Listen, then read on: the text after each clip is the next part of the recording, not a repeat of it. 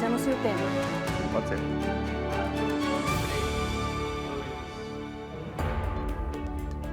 Boa tarde, que a paz do Senhor esteja na sua casa neste momento. Brasil Cristão está no ar.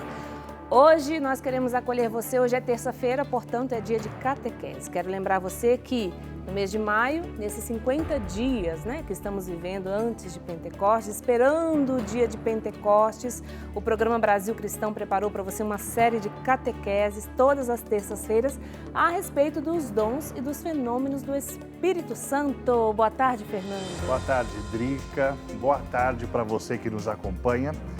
Hoje nós vamos dar um passo a mais dentro dessa nossa catequese sobre o Espírito Santo. Lembrando que semana passada a gente falou a respeito do repouso no Espírito Santo.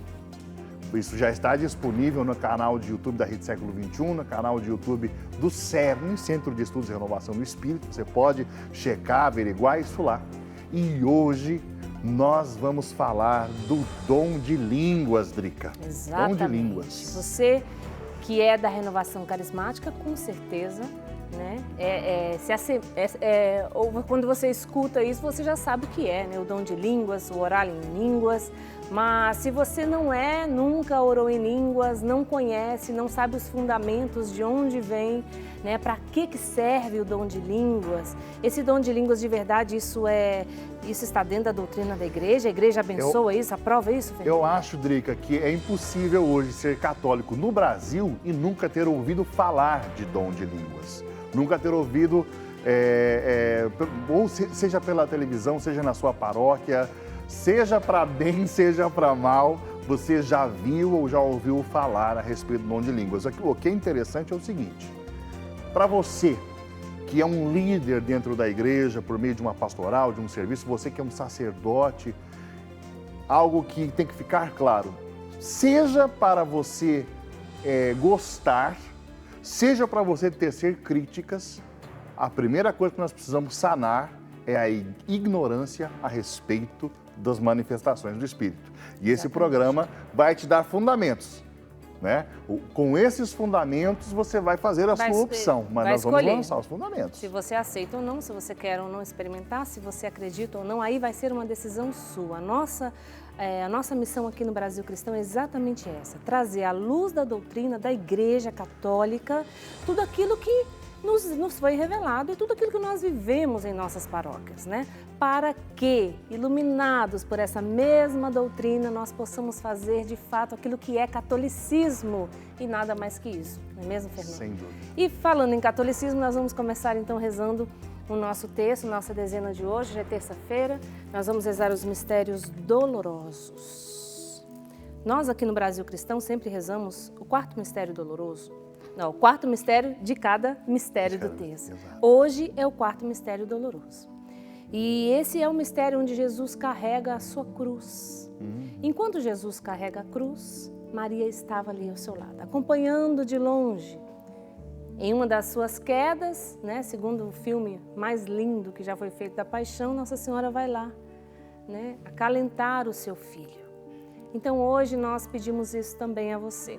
Você que nos acompanha, que tem carregado pesadas cruzes aí, por tudo isso que o mundo está vivendo, o nosso país, a sua cidade, a sua família tem passado.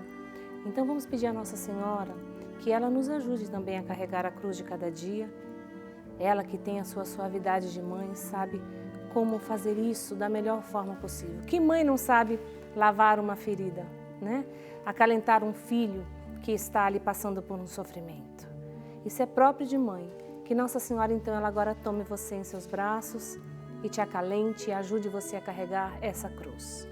Eu quero rezar também pelos nossos sócios e também pelas pessoas, Fernando, que aderiram à campanha Santo Rosário Caminho de Salvação, porque nós não podemos esquecer, não é mesmo? Exato. Que nós estamos em construção da Igreja das Mãos Ensanguentadas de Jesus, e este carnê aqui, cada carnê desse, corresponde a 1 metro quadrado de piso da Igreja das Mãos Ensanguentadas de Jesus. Então, quando você vai sendo fiel todos os meses, colaborando todos os meses, você está contribuindo com 1 metro quadrado de piso da nossa igreja, que já Em nome de Jesus, por intercessão da Virgem Maria, a gente vai ver erguida.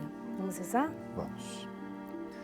Pai nosso que estais no céu, santificado seja o vosso nome.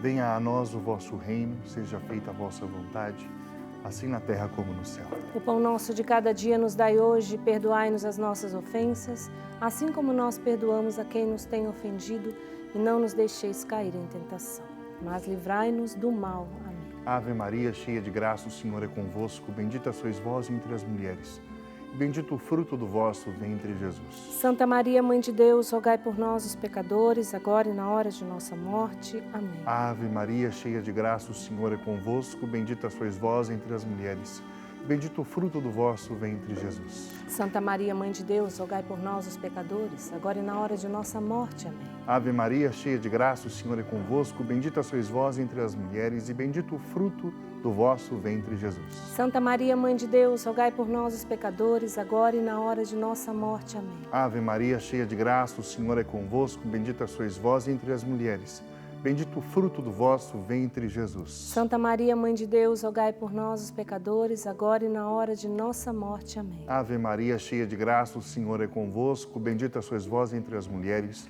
bendito o fruto do vosso ventre, Jesus. Santa Maria, Mãe de Deus, rogai por nós, os pecadores, agora e na hora de nossa morte. Amém. Ave Maria, cheia de graça, o Senhor é convosco, bendita sois vós entre as mulheres, e bendito o fruto do vosso ventre, Jesus. Santa Maria, Mãe de Deus, rogai por nós, os pecadores, agora e na hora de nossa morte. Amém. Ave Maria, cheia de graça, o Senhor é convosco, bendita sois vós entre as mulheres, e bendito o fruto do vosso ventre, Jesus. Santa Maria, Mãe de Deus, rogai por nós, os pecadores, agora e na hora de nossa morte. Amém. Ave Maria, cheia de graça, o Senhor é convosco, bendita sois vós entre as mulheres, bendito o fruto do vosso ventre, Jesus. Santa Maria, Mãe de Deus, rogai por nós, os pecadores, agora e na hora de nossa morte. Amém. Ave Maria, cheia de graça, o Senhor é convosco, bendita sois vós entre as mulheres, e bendito o fruto do vosso ventre, Jesus. Santa Maria, Mãe de Deus, rogai por nós, os pecadores, agora e na hora de nossa morte. Amém. Ave Maria, cheia de graça, o Senhor é convosco, bendita sois vós entre as mulheres, e bendito o fruto do vosso ventre, Jesus. Santa Maria, Mãe de Deus, rogai por nós, os pecadores, agora e na hora de nossa morte. Amém. Glória ao Pai, ao Filho e ao Espírito Santo. Como era no princípio, agora e sempre. Amém. Ó meu Jesus, perdoai-nos e livrai-nos do fogo do inferno, levai as almas todas para o céu e socorrei principalmente as que mais precisarem. Ó Maria concebida sem pecado, rogai por nós que recorremos a vós. Vamos começar então o Brasil Cristão de hoje, por intercessão da Virgem Maria. Boa tarde, Padre Douglas. Boa tarde. Nosso querido. Boa tarde e boa tarde a todos os irmãos e as irmãs que nos acompanham agora pela Rede Século XXI. Não vai falar para nós, seja bem-vindo, não? Eu gostei. Sejam bem-vindos à mesa nesta véspera de Nossa Senhora de Fátima, que vamos celebrar amanhã. Nossa, é verdade. E amanhã nós vamos fazer um programa especial, né, Fernando? Sobre Nossa Senhora de Fátima. Antes de nós entrarmos, então, no tema, dom de línguas. Sim. Né? Estamos debatendo aqui, aliás, o tema é esse, dom de línguas em debate. Eu quero convidar você a participar conosco, tá? Como? Você tem dúvidas? Pelo amor de Deus, envie a sua dúvida. Não fique com dúvidas a respeito do dom de línguas, né, do orar em línguas, do falar em línguas. Mande para nós a sua pergunta. O que você quiser perguntar. Não tenha vergonha. Primeira coisa, eu vou dizer isso para você que está nos acompanhando. Não tenha vergonha de perguntar. Coloca a sua pergunta no nosso WhatsApp. Vou colocar já primeiro o WhatsApp. Ah, não.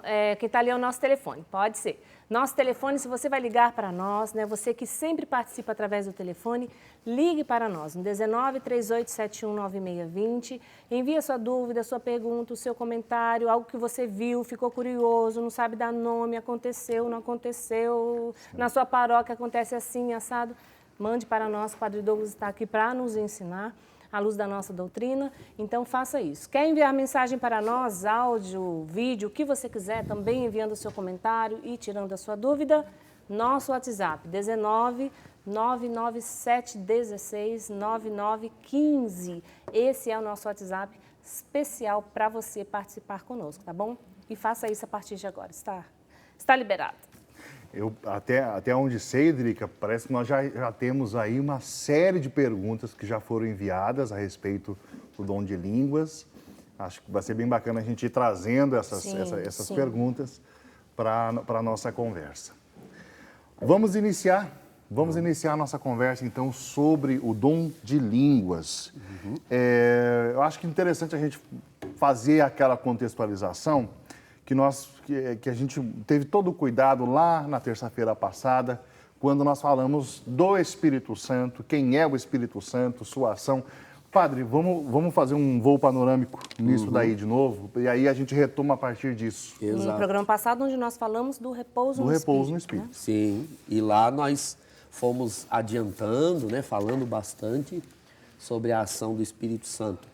Um aspecto que eu gostaria de retomar da nossa fala na outra semana, você vai se recordar, se você assistiu, se não, como já disseram, acesse lá o programa da semana passada, o dado da encarnação. Nós falamos muito sobre isso. O Espírito Santo, ele encarna o Verbo, ele age em categorias humanas, porque é o ser humano o destinatário da revelação cristã.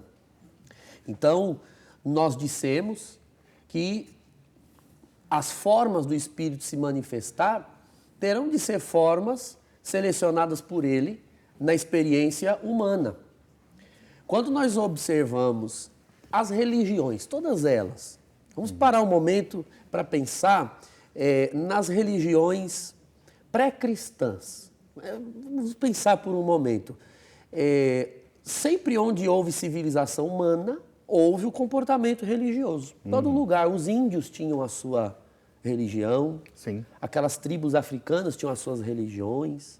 Qualquer filme que você pegue lá sobre os nórdicos, os celtas, os gregos antigos, Exato. tinham as suas práticas religiosas. E se nós pararmos para observar, existem categorias religiosas que permaneceram no processo de revelação. Vou indicar algumas. Nunca existiu, por exemplo, religião sem sacerdote. Sacerdócio é um ofício presente em todo tipo de religião. Então, a gente aprendeu na escola, por exemplo, que os índios tinham os pajés. Você tinha o cacique, que era o líder da tribo, mas você tinha o pajé, que era aquela pessoa responsável por manipular coisas espirituais, etc. Então, todas as religiões tinham um sacerdote. Deus, quando começou a se revelar na história humana, ele não suspendeu essa categoria, ao contrário, ele assumiu e ressignificou. Então, você tem, em Israel, você tem toda uma tribo sacerdotal, e no cristianismo, Jesus é o sumo e eterno sacerdote. Então, Deus não passa por cima das experiências humanas. Deus não apaga. Assume. Exatamente, ele não apaga. Ele pega essas experiências humanas, assume, purifica e torna plena. Sacerdócio é um exemplo. Comunica a graça através delas. Exatamente. Porque, que conclusão a gente pode chegar com isso? Que são a forma humana de experimentar o religioso, o transcendente. Então, isso se aplica ao sacerdócio, foi o exemplo que eu dei. Por consequência, se tem sacerdote, tem sacrifício. Todas as religiões ofereciam sacrifícios. Né? E liturgia. E para fazer o sacrifício se exige um rito. Né? Liturgia, sacerdócio. Símbolos. Divindade, o que é óbvio, né? Toda religião tem a divindade. Algo ou alguém que é cultuado. Dito isso, nós começamos a entender algumas coisas na história de Israel e também no cristianismo. Fenômenos, comportamentos que são eminentemente religiosos pelo fato de serem humanos. Deus não passa por cima disso. Nós falávamos na semana passada sobre o cair, né? Esse fenômeno de queda, a gente fez uma análise assim, um pouco mais científica até, e vimos que é uma possibilidade em contexto religioso. Exato. O abandono, o entregar-se, e isso beirando a ação física de executar. Quando nós falamos de dom de línguas, existe algo de antropológico também, que eu gostaria de resgatar. Assim como nós chamamos o repouso no Espírito semana passada de fenômeno de queda, seria um nome mais técnico. Existe também um nome técnico para falar de dom de línguas, que é a chamada glossolalia. Talvez você nunca tenha ouvido falar nessa palavra, está ouvindo hoje, e é importante você conhecer. Glossolalia é uma palavra grega, é a junção de duas palavras gregas na realidade. Glossa é língua, o órgão da comunicação, a língua em si, glossa. Lalém, glossolalém ou lalia, esse lalém não tem tradução, bem dizer. É muito próprio dessas línguas mediterrânicas mais para o Oriente, quando querem se referir a uma realidade, mas não tem um termo. Então, o próprio termo, a própria palavra, remete àquilo que ela está querendo dizer. Lalém, repare bem na fonética, lalém, é algo, é uma tagarelice. Alguns, quando tentam traduzir essa expressão, usam alguma palavra próxima na língua portuguesa. Uma tagarelice, um blá, blá, blá, um lalém, um lalalá, vamos assim dizer. Então, glossolalém é a língua dizendo coisas incompreensíveis. Agora, atenção, esse termo glossolalia, ele já existia antes do cristianismo. Inclusive, é um termo grego.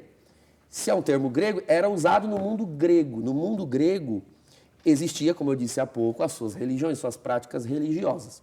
Existia, por exemplo, a glossolalia mais famosa no mundo grego era no culto de Hermes, do deus Hermes. Segundo aquela tradição do culto ao deus Hermes, os oráculos, né, os sacerdotes e sacerdotisas de Hermes, eles eram tomados pelo espírito da divindade, Hermes. Isso eu estou falando de paganismo, hein? Não estou falando de cristianismo, deixar bem claro. Lá no mundo pagão grego, eles respiravam incensos, misturas que eram feitas para isso, entravam num estado alterado de consciência e começavam a dizer palavras incompreensíveis.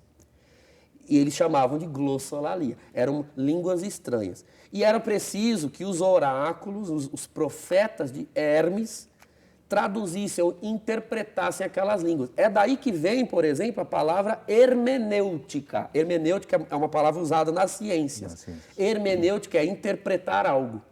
Hermenêutica vem do culto de Hermes. Hermenêuticos era o que traduzia aquelas línguas estranhas. Então, existiam línguas estranhas no culto grego. Existia línguas estranhas também no culto dos xamãs norte-americanos. E tudo isso que eu estou falando, quando eu falo, eu me lembro de alguns filmes. Né? Não sei se eu posso citar aqui alguns desses filmes. Por exemplo, se você já assistiu o filme 300, de Esparta, né? Os espartanos. Sim. Lá no filme 300, tem uma hora que o rei Leônidas sobe no monte para consultar o oráculo para saber se ele podia sair na guerra contra os persas ou não. Lá, vocês vão ver que tinha um sacerdote, uns homens bem feios, com a cara cheia de pereba, uns homens horrorosos. E no meio tinha lá uma mulher bonitona, e eles falavam que eles escolhiam as mais belas para ficar escrava daqueles sacerdotes. E aí ela inala uma fumaça e começa a falar palavras estranhas. Isso que eu estou descrevendo, vocês vão ver uma cena no filme demonstrando. E ela começa, falando palavras estranhas, e aí o sacerdote vai lá e traduz. Os deuses estão dizendo isso. Então, era um fenômeno de glossolalia. Não tem nada a ver com o cristianismo. Glossolalia pagã. No Xamãs, talvez você já tenha assistido algum filme que tem aqueles índios americanos, norte-americanos, a famosa dança da chuva, que no imaginário das crianças existe, mas isso era um costume mais dos índios norte-americanos em territórios de seca. Aqui no Brasil sempre choveu muito, não tinha muito essa necessidade de dança da chuva. Às vezes no sertão nordestino. Mas não tem agora, me ocorreu agora, também tribos indígenas no Brasil têm alguns fenômenos de glossolalia. Você já deve ter visto cenas de documentários sobre os índios em que eles dançam em círculo, eles ficam o tempo todo dizendo sons que não necessariamente querem dizer alguma coisa. A gente fazia isso quando era pequeno na escola.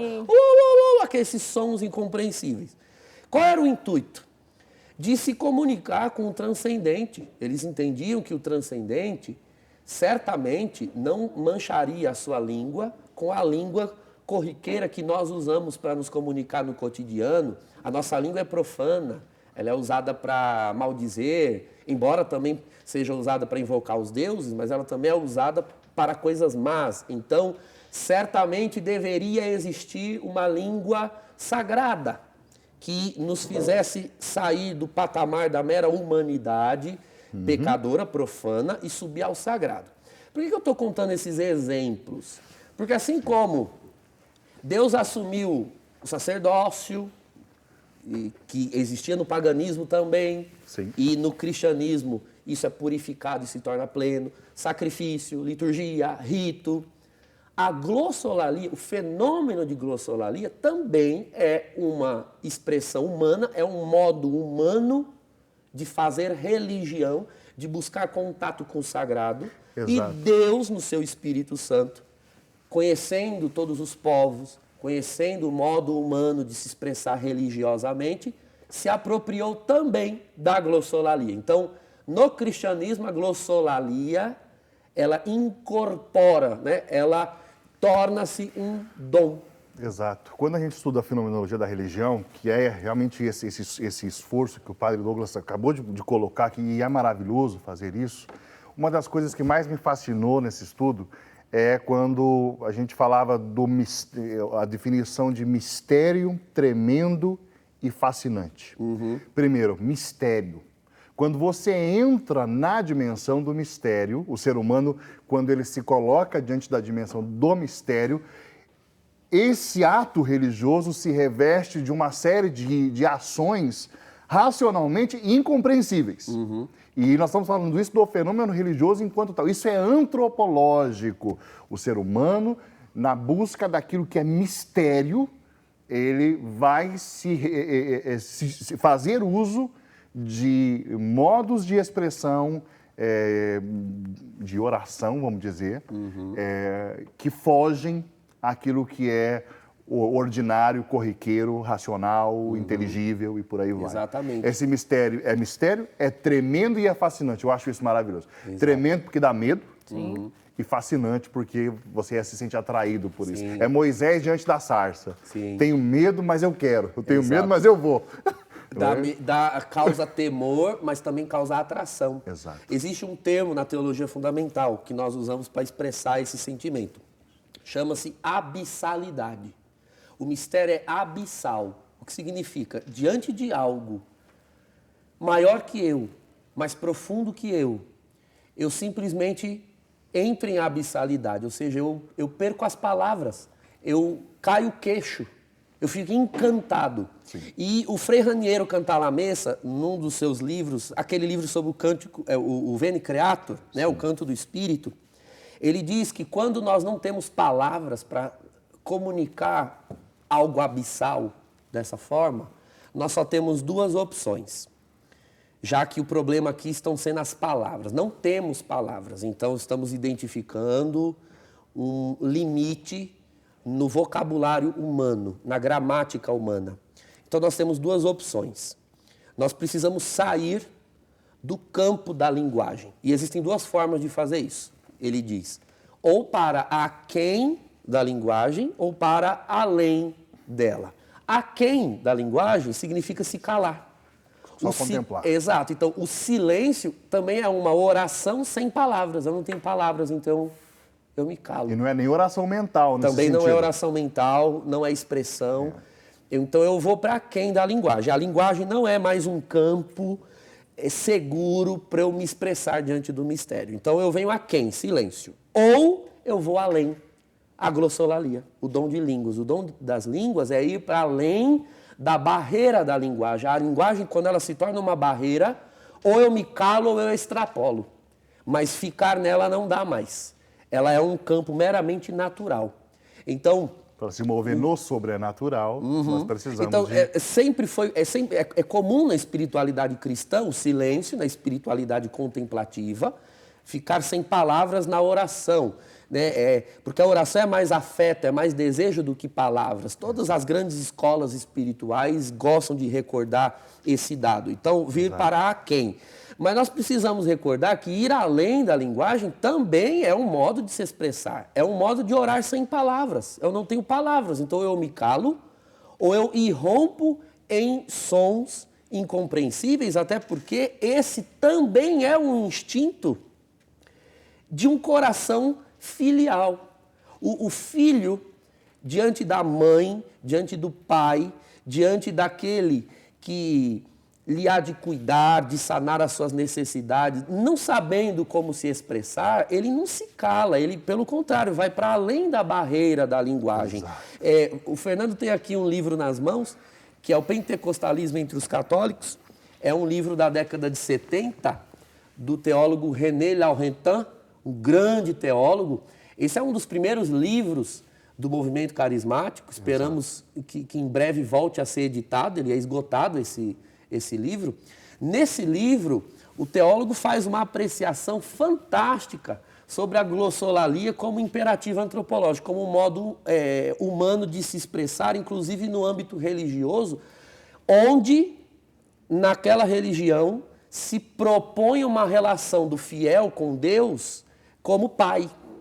Então ele usa a seguinte comparação: a criança, quando ela, no seu estágio primitivo ainda, logo após o nascimento, ela tem necessidades, mas ela ainda não adquiriu as categorias linguísticas para se expressar. A criança não fala, então ela não conhece a língua, ela não tem acesso ainda à língua, mas ela tem necessidades. Ela tem fome, ela tem sede, ela tem sono, ela sente dor. Ela precisa se comunicar, mas ela não tem palavras, ela não tem acesso à linguagem. Então o que ela faz? Ela chora. Ela chora, ela emite um som, porque é o que ela sabe fazer, é o que ela tem condições de fazer. Então ela emite o som. Na esperança, como que por uma fé, não é exatamente fé, vou usar a palavra fé entre aspas, uma certeza interior que ela tem de que a mãe que a gerou, porque a gerou, vai saber a que necessidade aquele choro se refere. Então, a criança chora, é um som, são sons. A mãe sabe, está com fome, porque é hora dela comer. Uma outra pessoa que viesse de fora simplesmente ignoraria o significado desses sons. Alguns minutos depois, algumas horas depois, a criança emite o mesmo som. Mas só que agora não é mais aquilo, Mas não é mais outra fome. coisa. Exato. E quem é mãe sabe identificar todos os choros Perfeito. da criança. Aí vem o pai e quer meter bedelho. Ela ela tá querendo outra coisa. A mãe sabe, porque É assim mesmo. a mãe conhece o filho, não só afetivamente, mas a mãe está inserida na rotina da criança. Sim. Ela é presente, então ela sabe o que quer dizer cada choro em cada hora. Agora, é interessante porque a criança, ela emite o mesmo som. É o mesmo som. Mas tem algum quê um quezinho ali ela sabe também, né? Talvez o sentimento dela intensifique ou diminua, ou é muito escrachado, ou é um pouquinho Deixa mais... eu traduzir isso que você está querendo dizer, porque é exatamente o que tem a ver com o dom de línguas. Esse quê de diferente não está nos sons, porque o som é sempre o mesmo. Mas você que é mãe, você abstrai, é essa a palavra, a mãe abstrai daqueles sons algo que a criança quer dizer, mas ela não está dizendo. Na verdade, ela está dizendo, mas não está falando. Os sons comunicam um sentido, mas não comunicam um significado. A mãe sabe do sentido. Então, irmãos, a glossolalia é exatamente isso. Nas religiões já era essa a proposta. Tinha como uma proposta dessa, tão humana, estamos falando de algo humano, ficar de fora do cristianismo? Eu não vejo um Deus tão pai como é o nosso, e que nos trata como filhos, que nos quer como filhos, deixar de lado um comportamento humano mais intrínseco, mais próprio da infância, sobretudo um Deus que ensina os seus que para entrar no reino dele é preciso ser como crianças. A Escritura diz verdade. isso, né? Exatamente. Desde a antiguidade jamais se viu, jamais se ouviu de um Deus semelhante a ti, né? Tão próximo ao seu povo. É isso Agora, mesmo? padre, eu queria perguntar o seguinte. Já existia os cristãos ali em Jerusalém, quando Jesus já, provavelmente, não sei se eles tinham ouvido falar de alguém em algum lugar, né, de outras religiões, mas no cristianismo, eu não sei se eles já conheciam esse tipo, né, mas no cristianismo foi manifestado em Pentecostes. Sim, sim. Em Atos dos Apóstolos 2... Primeira aparição, né, desse fenômeno. Quando o Espírito Santo é derramado, diz a Escritura que eles começam a falar em outras línguas. Então, a expressão que está em Atos 2 é outras línguas. Essa expressão, no grego, sempre deu margens para várias interpretações. Não existe, se nós formos equiparar os padres da igreja, a teologia de 2000 anos, ao redor do texto de Atos 2 apenas, só Atos 2, não existe unanimidade sobre o que foi aquele fenômeno. Existem teorias, todas plausíveis. A primeira delas, eles podem ter falado sons incompreensíveis, num barulho ensurdecedor, todos juntos, porque se você reparar, a multidão ela é atraída pelo barulho que ouve. Então, uma coisa são as línguas dentro do cenáculo, outra coisa é o que foi dito à multidão. A multidão só aparece do versículo 14 em diante. Exato. E as línguas são do versículo 2 até o 13. Então, eles ouvem um barulho, não discernem o que é o barulho, mas vão até lá porque um barulho os atrai. Ao chegar lá, eles identificam, diz o texto, maravilhas de Deus. E identificam na sua própria língua. Então, eles ouvem na sua própria língua ou eles, apesar da sua própria língua, identificam maravilhas de Deus? O texto não diz. Então, existe a teoria de que eles podem ter falado em línguas estranhas, como a glossolalia, atraído o povo. E depois, Pedro sai e prega. Engraçado é que só um prega e todos entendem a pregação. Vamos lembrar que é a festa de Shavuot, né? Em grego Pentecostes, a festa dos 50 dias depois da Páscoa. Todos ali são judeus. De algum modo, todos têm acesso ao hebraico. Todos têm acesso a uma língua comum, que é a língua de culto. Todos cresceram em contato com o hebraico nas sinagogas, ainda que ali existissem judeus de todas as partes por causa da diáspora, né? Existiam judeus que moravam fora de Jerusalém. Então, Pedro fala e todos entendem. Haveria, portanto, uma necessidade de uma intervenção de línguas estrangeiras? Não necessariamente. Mas há também essa teoria. Eles podem, cada um, ter falado uma língua estrangeira. Ou então, nenhuma coisa nem outra. Pode ser que eles tenham aquelas línguas que desceram, eles falavam em outras línguas. Poderia ser a própria língua deles, ou também línguas estrangeiras, mas o que chamou a atenção foi em algum tipo de dom auditivo naqueles que ouvem. Então, eles ouviram nas suas línguas e não necessariamente os apóstolos falaram. Existe essa teoria também. Fenômeno que aconteceu com Santo Antônio de Pádua, que aconteceu com Francisco Xavier também. Sim. Dele pregar, Santo Antônio pregar no latim e todo mundo entendendo a sua própria língua. Exatamente. Ou São Francisco Xavier pregava em sânscrito na Índia, sem nunca ter tido contato com a língua, ou em japonês, era chamada xenolalia. Falar uma língua estrangeira sem nunca ter estudado. Isso aqui já é algo no nível do milagre. Seria uma junção de fenômeno de línguas com fenômeno, com carisma de milagres. Exato. Agora, nós não baseamos a glossolalia apenas em Atos 2. Isso é importante destacar. O próprio texto de Atos dos Apóstolos vai usar, aí sim, a expressão mais precisa, glossolalém, em grego. Em Atos dos Apóstolos 10, na casa de Cornélio, quando Pedro está pregando, diz lá, depois do versículo 45, Atos 10, de 45 em diante, diz que Pedro, estando ainda a falar, o Espírito Santo desceu sobre eles e eles começaram a falar línguas estranhas. Aí aqui está mais preciso, porque em Atos 2 diz outras línguas. Atos 10 diz línguas estranhas. E por que alguns vão usar Atos 10 para justificar Atos 2 como línguas estranhas também? Porque em Atos 11, no capítulo seguinte, quando Pedro é chamado a dar satisfação para os judeus, que os judeus vão lá, escuta, você entrou na casa de um pagão e comeu com eles? Isso era um escândalo. E aí Pedro vai dizer, não, mas aí ele explica a visão que teve em Jope, etc., e vai na casa de Cornélio, porque Deus forçou ele, porque ele também, como bom judeu, não queria ir. E aí Pedro diz assim, eles receberam o Espírito Santo da mesma forma como nós em Pentecostes. Exato. Ora, se é da mesma forma, E em Atos 10 eles falam línguas estranhas, dá a entender então que em Pentecostes o que houve foram glossolalia, línguas estranhas.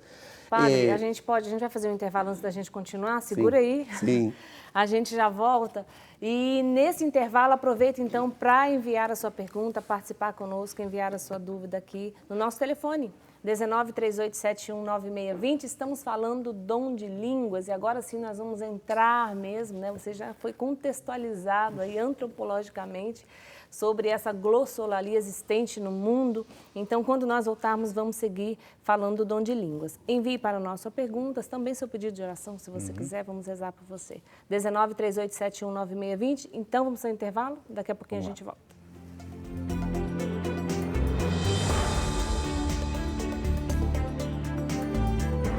Bruno. Nessas experiências